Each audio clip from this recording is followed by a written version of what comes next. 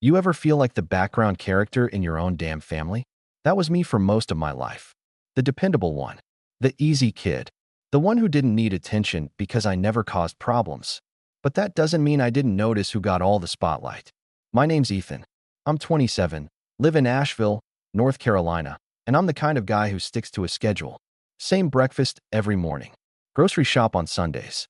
Pay every bill on time, early if I can. I don't do chaos. I don't do drama.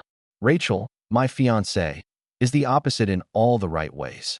She's bright, loud, creative as hell. The kind of person who makes every room feel warmer. We're planning a small outdoor commitment ceremony at a vineyard about 20 minutes outside town. It's the place Rachel fell in love with as a kid on family trips. We're keeping it simple. No church, no formality, just vows, music, and a view. She's handling the vibe, flowers, layout, playlist, all that. I'm running logistics, vendors, seating, permits. We split it 50-50, like we always do. Quick note before we keep going. Before listening, share which city or country you're watching from. Now here's where things split. My life's calm. Routine. Rachel and I worked for it. Built it. But my family? That's a whole other beast. And most of the chaos has a name. Troy. Troy's my older brother. 30. 3 years ahead of me, but somehow always behind. Growing up, he could burn down the garage, and they'd call it a learning experience. I once got grounded for breathing too loud. When we were 10 and 7, he broke a neighbor's fence and blamed me. I got paddled and had to mow lawns to pay them back. He got pizza and a boys will be boys lecture. At 16, he got a used Camaro. I biked 6 miles to school for 3 years. At 23, he borrowed Dad's retirement fund to start a landscaping business. The only thing he landscaped was his own weed habit. Now he lives in my parents' guest house, pays nothing, but still gets praise every time he remembers to take out the trash. Once a week he calls my mom, talks for 5 minutes, and she acts like he just flew home from war. Meanwhile, I've been quietly sending money to help with the property taxes, because if I don't, the county might come for the house. And no surprise, Troy doesn't chip in a dime. I don't say anything. I never do. I just send the checks, do my part, and stay out of the way. But I should have known. Calm never lasts long in my family, especially when Troy wants something. 2 nights later, my mom texted me. Come by for dinner tomorrow. Just us. Something important. No details, no smiley face. I figured it was either about my dad's health or money stuff with the house. That's usually when she gets vague and serious. I showed up around 6, walked through the front door, and immediately knew something was off. Candles were lit. Dining room set for 4. And there he was. Troy, already posted up at the table, grinning like a game show host. He stood when he saw me, arms wide. Little bro, he said. Good to see you. I didn't hug him. What's this about? Mom came in from the kitchen, wiping her hands. Let's eat first. Dad just nodded from his chair like a background prop. 15 minutes of pretending. Some baked chicken, store-bought rolls, and way too much eye contact. I didn't touch the sweet tea. Finally, Mom set her fork down and cleared her throat. So, Troy has something he wants to ask you. That's when I knew. Troy leaned in, elbows on the table. I'm gonna propose to Kelsey. I blinked. Okay. During your ceremony, he said. Just for a second. After the toast part. It's the perfect moment. Everyone's there. People are feeling the love. No. I said it calm. No emotion, no edge. Just a clear, firm no. Troy tilted his head like I was joking. Dude, it's literally 30 seconds. I'm not asking for a spotlight. Just a tiny sliver. Mom chimed in. We thought it'd be sweet. A family moment. 2 couples starting their next chapters. No. I said again, sharper this time. Absolutely not. Troy's voice rose. Why not? Are you seriously gatekeeping love now? I looked at him. Then at both my parents. This isn't about love. It's about hijacking someone else's day. You want to propose? Do it on a hike. Do it at Chili's. I don't care. But not at our ceremony. Dad spoke for the first time. You're overreacting. It could bring everyone closer. I pulled out my phone, opened the camera app, and hit record. The red dot lit up. If he tries anything during our ceremony, I said clearly, he's uninvited. That includes the reception. This is your only warning. Troy's face went from smug to red in seconds. You're recording me? Are you serious? You're such a controlling prick. You've always been jealous. Of what? I snapped. You live in mom and dad's backyard and don't pay rent. You burn through dad's savings on a fake company. You still call every week for applause when you fold laundry. Mom stood up. Don't bring up old wounds. You're the ones reopening them, I said. You asked me here to tell me my wedding isn't mine anymore. I said no. End of story. She pulled out her phone and called Grandma on speaker. Troy's trying to do something beautiful and Ethan won't let him. What do you think? Grandma didn't hesitate. Troy's older. He should go first. I laughed. Out loud. Then I leaned across the table and looked my mom dead in the eyes. If anyone brings this up again, the help stops. Every dollar. Since 2022. I'll send you a full itemized list if you need reminding. Mom's mouth opened, then shut. Troy looked stunned, like he forgot I even had boundaries. I grabbed my keys. If this is your definition of family, I said, you can keep it. I walked out without saying goodbye. The door slammed behind me harder than I meant, but I didn't care. Let them sit in that silence. Let them taste what it's like when the easy kid stops playing along. Next morning, I was halfway through my coffee when someone started banging on my front door like it owed him money. I didn't need to look. I already knew. I opened it. Troy shoved his way in. You selfish piece of shit, he barked. You ruined my only shot. I didn't even flinch. Not my problem. He paced around my living room like a caged dog. You had one job. Let people be happy. But no, you need the whole day to yourself. Typical Ethan. Always acting like you're better than everyone. I sat down, calmly took a sip. Are you done? You owe me this, he said, pointing at me like he was casting a damn spell. That was it. I stood up, walked right past him to my office, and shut the door.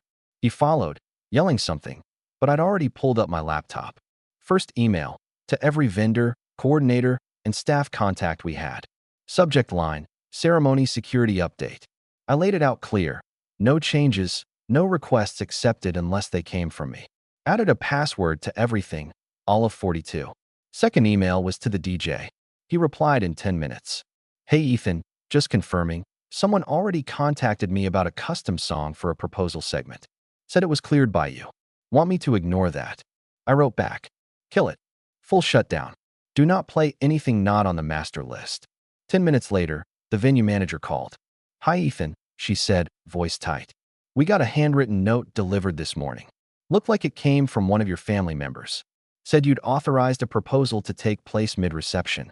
It had your signature and a witness signature from your grandmother. I almost laughed. It's fake. Burn it. She let out a breath. Got it. Already flagged. Thanks for confirming. Troy was still pacing outside the office. I ignored him and opened a new document. Title: Support Payments 2022 to 2025. Termination Notice. I itemized every dollar. Every bank transfer. Every quiet Venmo to my mom when she'd say something vague like, things are just a little tight this month. The total was ugly. Attached it to a short letter. This ends now. No more contributions. Please do not contact me for financial help again. Sent it to both my parents and blind copied Rachel. She deserved to know where the money had gone. Then I grabbed my phone and sent a message to my groomsmen group chat. New rule. If anyone grabs a mic for a surprise moment, say the word skunk. That's the code. Security will handle the rest. Do not hesitate. One of them replied. Damn. Got it. We ready to throw hands? I typed back. Just don't throw rice. We're not animals. An hour later, my phone lit up. Grandma. I let it ring once, then answered. Yeah. Her voice came through sharp. How dare you threaten your family over something so small? Your brother's trying to build a life. You should be supporting him. Ask him about rent before you come at me. You've always been so cold, Ethan. So rigid. Family's supposed to help each other.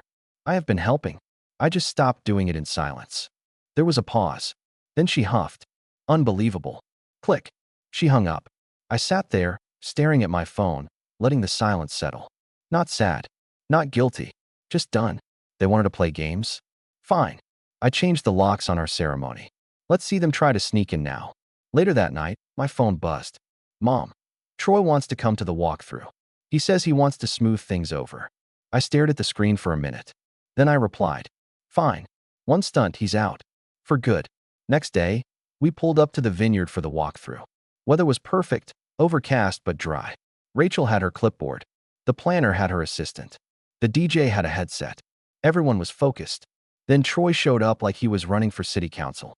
"Hey," he shouted, walking across the grass with open arms like he was about to kiss babies. "God, this place is amazing. You guys crushed it. Seriously. Just wow." He hugged our planner, uninvited. Tried to fist bump the officiant. Told the caterer, "Hope you're doing those little crab things I asked about." Rachel gave me a look. I didn't move. He walked up to her next. "Can we talk for a sec?"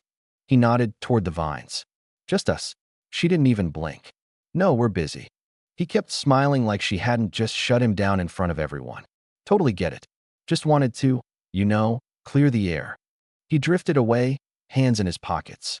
I tracked him the whole time.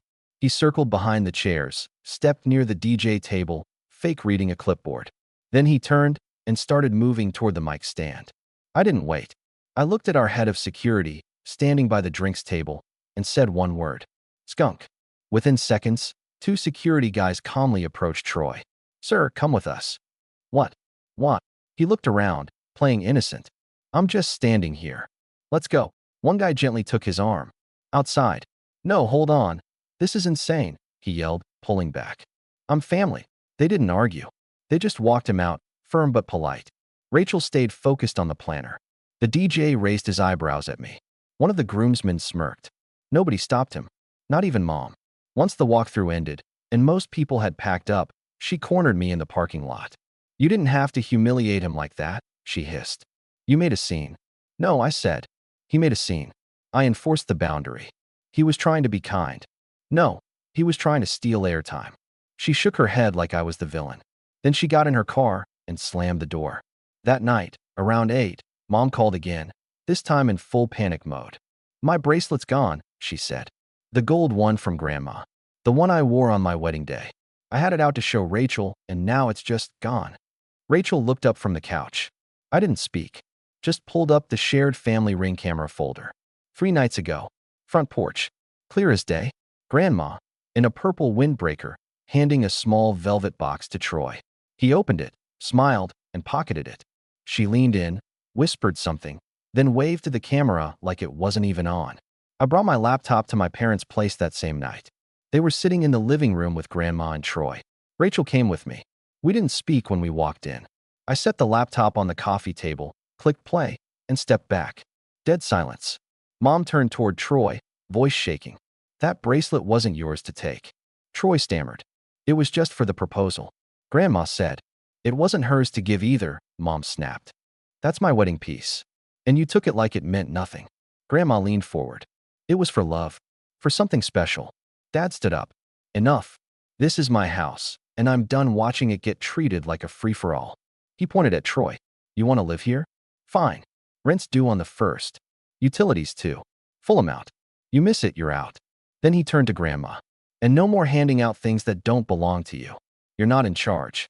Grandma opened her mouth, then closed it. First time I'd seen her shut up without being told. Troy looked around like the walls were closing in. Nobody was on his side. Not this time. Mom picked up the phone and walked into the other room. Dad sat down, didn't say another word. Rachel and I walked out the front door without a goodbye. We hadn't even made it home before my phone buzzed again. "Grandma, come by tomorrow. Just you and me. We need to talk." No apology. No explanation. Just that tone she uses when she wants to reel you in. I told Rachel. She just rolled her eyes. "You going?" "Yeah," I said. "I want to see what play she's running this time." Next afternoon, I pulled up to Grandma's ranch-style house. Beige siding. Wind chimes that never stop. I parked on the street, left the engine running just in case. The second I stepped inside, I knew I'd been played. She was sitting on the floral couch, all smiles. To her right, Aunt Lisa. Left, Aunt Denise. Across from them, in a wooden chair that looked like it hadn't been sat on since the Clinton years, her pastor. I stood just inside the doorway. "Really, don't get defensive," Grandma said, like I was the one springing traps. "We just wanted to talk. As a family." Lisa jumped in. "We're all worried. You seem angry." "I'm fine." Denise leaned forward like she was on Dr. Phil. "Troy's not perfect, but maybe letting him have this moment would bring healing." I didn't sit, didn't take off my jacket, just stood there and stared at them. The pastor cleared his throat. "Forgiveness is a gift. Sometimes God tests us through our own family." I pulled out my phone without saying a word. Took 2 taps. Pulled up the ring footage. Hit play. Grandma. Troy. The bracelet. I held it out, volume up. Let it run. Nobody spoke. Lisa turned bright red. Denise shifted like she needed to pee. The pastor stared at the carpet like it might open and swallow him whole. When the clip ended, I looked straight at Grandma.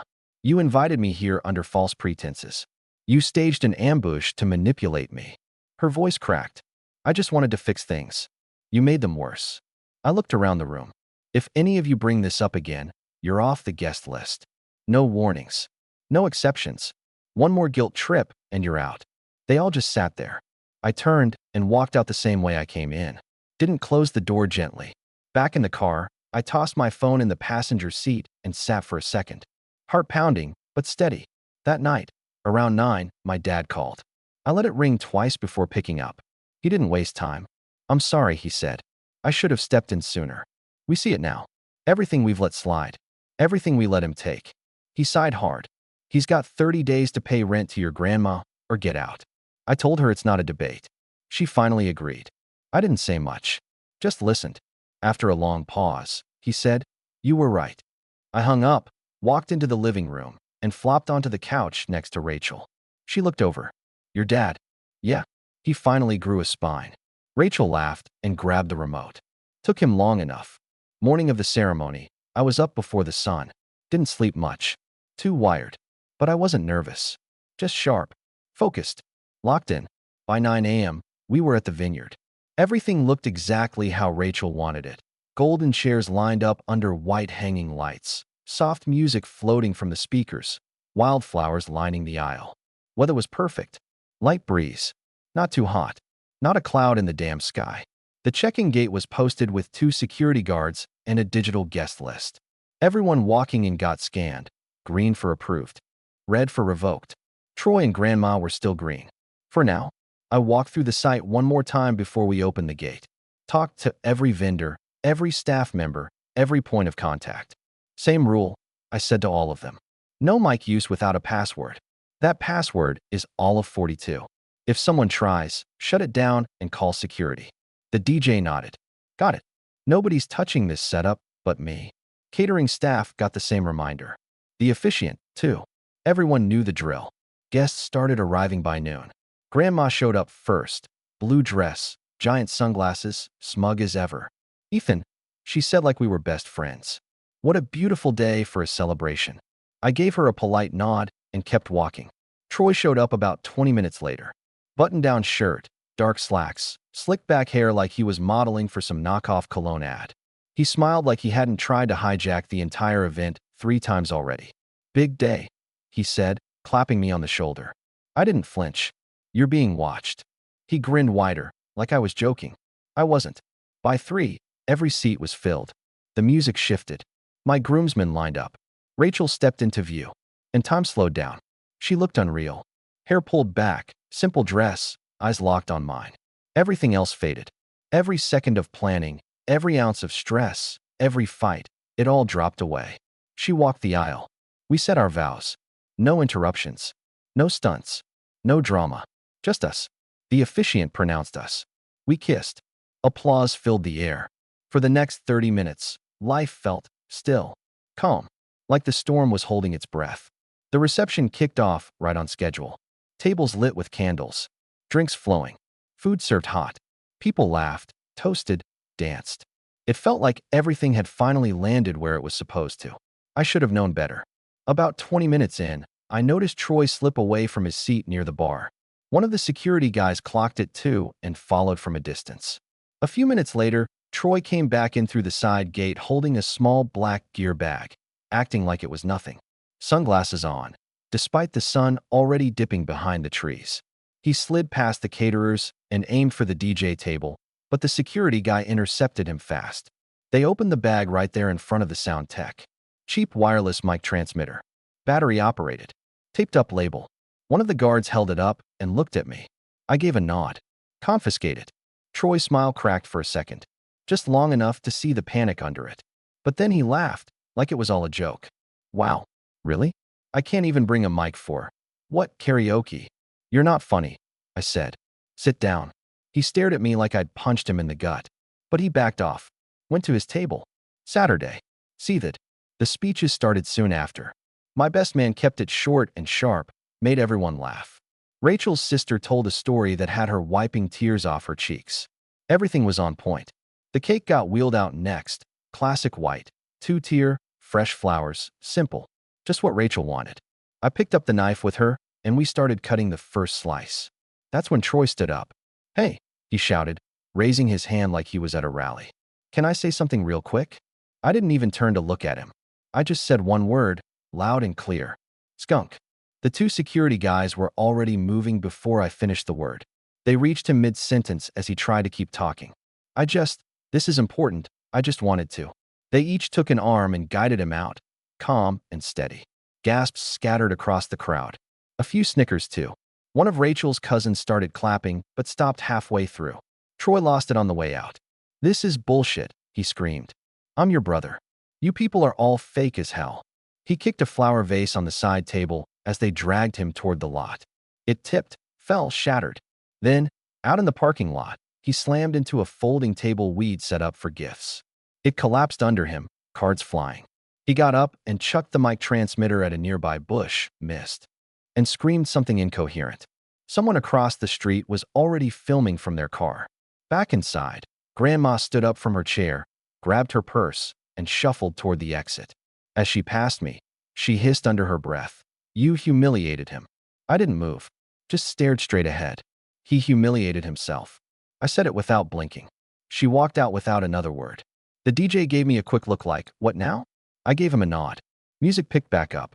People started clapping again. Rachel turned to me with the calmest smile I'd ever seen on her face. "Was that the skunk?" "Yup." "Good." We danced. We laughed. The night moved on. The sky turned that perfect blue-black, and the sparklers came out. Guests lined the walkway, cheering, lights twinkling as Rachel and I walked through them hand in hand. No drama. No microphones. No proposals. Just us. 2 days later, the video hit Instagram. Not just the meltdown, all of it. Troy getting walked out, screaming in the lot, knocking over the table, gift cards flying like confetti. It was shot from across the street, vertical, shaky, and brutal. Someone added dramatic music. Another added subtitles. It spread fast. The comments were savage. "Imagine being that desperate. This is why you don't invite certain people to weddings. Was this guy raised by wolves?" Rachel and I didn't say a word about it online. We didn't have to. The internet handled it for us. 2 more days after that, I got an email from the venue manager. Subject line, "Damages plus additional cleanup invoice." Total, $1,238.64. Broken vase, ruined tablecloths, bent folding table, labor overtime, plus a cleaning crew to deal with the knocked-over drink station. I forwarded it to Troy. No subject, no note. Just the bill. No reply. 3 days later, I filed in small claims court. Court date landed 2 weeks out. I showed up with everything. The video, the invoice, the email thread from the venue, even screenshots of his fake proposal letter signed "Witness, Grandma." Troy showed up late, in wrinkled slacks and a hoodie. The judge barely asked a question before watching the footage. She pressed play, leaned back, and raised her eyebrows. Midway through, she stopped it and said, "Mr. Walker, anything to say?" Troy shrugged. It was a misunderstanding. She ruled in my favor on the spot. Full amount, plus a $60 filing fee. I didn't smile, didn't gloat, just walked out, receipt in hand. That week, I heard from a friend of a friend that Troy had started missing work. HR got wind of the video. Someone forwarded the clip to his office group chat. He got written up for conduct. Came in late twice. Got sent home once for causing a disruption. Grandma, of course, twisted the whole thing. Started telling people the police dragged him out. Claimed security assaulted him. Made it sound like I called in a SWAT team. Rachel's cousin heard it secondhand and called me laughing. "No cops even came, right?" "Nope," I said. "Not even close." Then Troy pulled the oldest card in his deck. He asked my parents to cover the damages. He actually called my dad and said, "It was just a wedding. You really think Ethan needs the money?" Dad didn't flinch this time. "No," he said. "You made the mess. You clean it up." Troy tried again the next day. Different tone, more guilt than anger. "Don't you think this family's been through enough?" And Dad answered the same way. "We're done cleaning up after you. For once, They held the line. No more excuses. No more soft landings. I think that's when it finally hit Troy. The bill wasn't going away. The court order was real. The video was permanent. Nobody was coming to save him. Not Grandma. Not my parents. Not me. He was on his own. He showed up uninvited. Again, I was in the kitchen loading the dishwasher when the knock hit like a fist. Then another. Then the door flew open. Troy stomped into my house, red-faced, loud, already mid-rant. "You happy now?" he shouted. "You seriously feel good about how this all went down?" I didn't move, just stared at him from the sink. "You humiliated me in front of everyone I know," he said, pacing like a caged animal. "You cost me my job. My life is falling apart. And for what? A stupid ceremony." I grabbed a towel and wiped my hands. "You done?" "No, I'm not done." He spun around. "You ruined my shot. You blew up our family over a wedding. You think you're some kind of saint because you follow rules and write checks? Nobody asked you to be the hero, Ethan. Nobody needed that." I leaned against the counter. Calm. Still. "You stormed into my day, tried to steal the spotlight, forged letters, and broke furniture. And now you're mad it didn't work?" He pointed at me. "I just needed one moment." One moment. I stepped toward him. "You've had a lifetime of moments. You got the car, I got the bike. You got Dad's retirement fund, I got the guilt trip. You lived rent-free while I quietly paid their property taxes." He started to speak. I cut him off. "Remember the landscaping business? You torched $5,000 in 6 weeks. Remember your music career? You blew 2 months of rent on studio gear you never touched again. Remember Kelsey? You lied to her for a year." His mouth opened, but no sound came out. "I didn't ruin your life," I said. "You did." He shook his head, eyes wild. "You don't get it. You've always had it easy. You're the golden boy now because you sit on your hands and let people walk all over you." "No," I said. "I just got tired of pretending you weren't the problem." The room went quiet. He stood there breathing hard, like he was waiting for someone to defend him. Nobody did. Rachel wasn't home. My phone wasn't out. There were no excuses left to grab onto. He looked smaller than I'd ever seen him. I pointed to the door. "Grow up. Get a job. Pay your rent. Stop blaming the world for being exactly what you made it." He didn't argue, didn't throw a tantrum, didn't slam the door. He just walked out. No comeback. No deflection. Just silence. For once, he heard the truth and had nothing to say. A few months later, Rachel and I finally took our honeymoon. 10 days in the Rockies. No phones. No drama. Just snow, sun, quiet mornings, and no one asking us for a damn thing. First time in years I felt like the past was behind us, for real. Back home, everything had shifted. Grandma started renting out her spare rooms to strangers. Called it a cute little side hustle. But everyone knew the truth. Property taxes were due, and Troy was gone. Apparently, he couldn't take it anymore. Said she was too much drama. Moved into some shared house with a Craigslist roommate and a lawn full of beer cans. I didn't ask for the address. Then came the last stunt. He showed up at Kelsey's job, florist downtown, with a cheap bouquet and one of those "Will you marry me?" signs drawn in Sharpie. She shut him down right there in front of a full sidewalk. Said, "This isn't a movie. Grow up." Walked back inside and locked the door behind her. Someone caught it on video. Again, different crowd this time. Just a couple high schoolers waiting for a bus, but the footage made its rounds anyway. Sad, awkward, painful to watch. And not my problem. One night after all that, my parents came over for dinner. Just them, no sideshows, no surprises. Mom brought dessert. Dad brought an apology. He sat across the table and said, "You were right. About all of it. And I'm proud of how you handled it." I didn't say much. Just nodded and passed the salad. That was enough. Later that week, the family group chat, yes, it was still alive somehow, finally shifted. No more links to budget bail bonds or vague guilt messages from Grandma. No more Troy-centered chaos. Instead, baby memes. Rachel and I were expecting.